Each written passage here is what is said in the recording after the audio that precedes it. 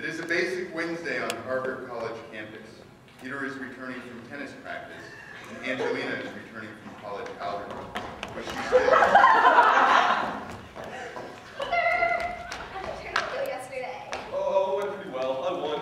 I beat the guy in the final in 3 sets. So today, my daddy's gonna buy me a Jag. A Jag? As in, like, a Jaguar? Could I, like, maybe, you know, just Look at it. Yeah, I guess so. Come on, we've got environmental studies.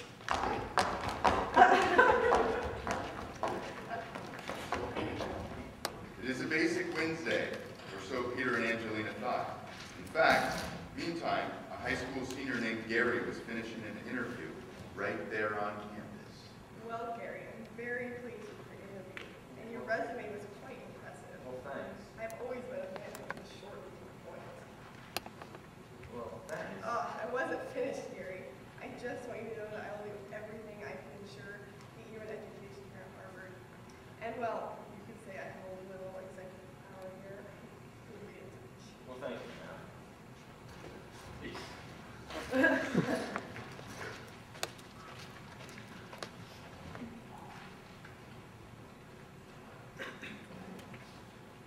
As you have gathered, Gary did indeed make it into Harvard.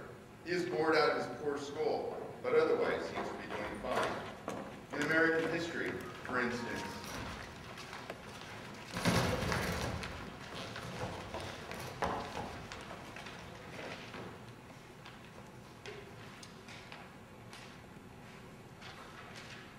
Well, today we'll be looking at the triumphs and travails of the Jeffersonian Republic in the critical presidential contest of 1800, the first in which Federalists and Democratic Republicans functioned as 2 national political parties, John Adams and Thomas Jefferson, again squared off against each other. The voice seemed clear and dramatic. Adams' Federalists waged a defensive struggle for strong central government and public order. Yes, the Jeffersonian opponents presented themselves as the guardians of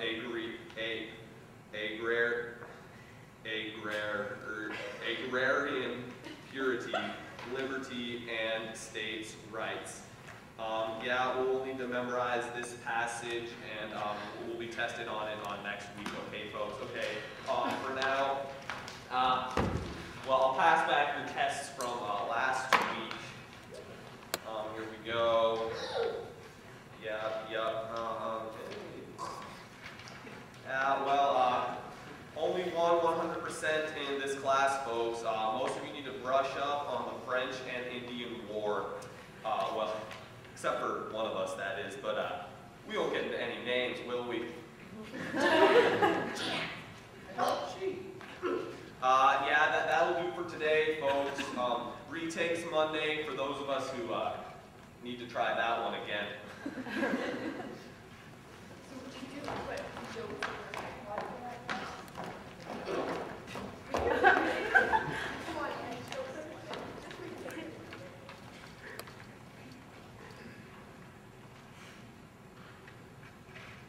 over the next couple of years, Gary excelled in American history and chose it for his major. Now, as a graduate student, he is teaching history to the freshmen. It should be noted that more of his kind are now infiltrating our East Coast prep haven. Then there's poor Angelina, who still has yet to pass this class.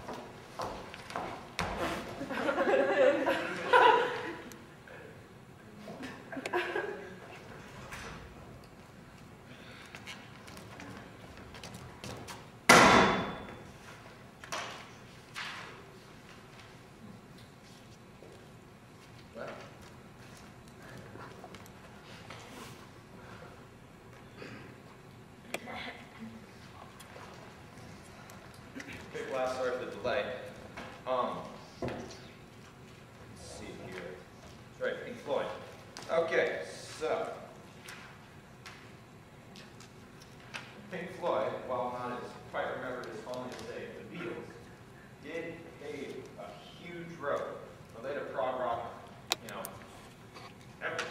With albums like Dark Side of the Moon, and even influenced other influential alternative films with The Wall, for instance. Here, I printed off lyrics to Another Brick in the Wall, and you can use these and speak about them tomorrow. Yes, Angelina. Well, on the subject of music, have you heard Paris' new single? I mean, she's like 56 and still.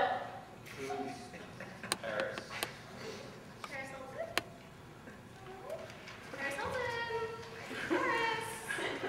Goddess! Don't ever speak those words in this class again! Ever!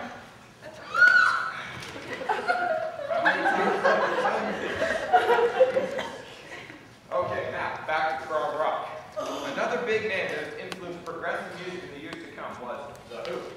When was that?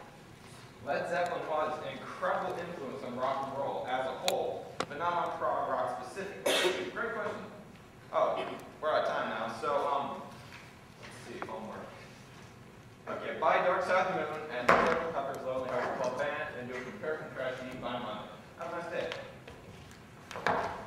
Paris Hilton. No, man, she's Oh, awful. makes my ears bleed. Do you think she actually listens to that stuff? I don't know. I think she's Okay, I give up. I'm leaving. The school used to smell semi-good, and now I'm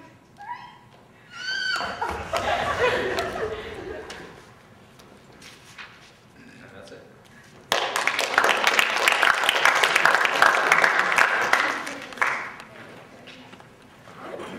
And so it was that the hippies seized Harvard. It was a sad time for East Coast youths and their families. Many went to Yale, where the hippies numbered only 40%. But let this be a lesson to all Ivy school admissions officers. Don't let what's on the inside determine your decision. Always, always take a good look at what the child is on the outside. Because in the end, failure to do so can cost hundreds of deserving Cape Cod locals their education.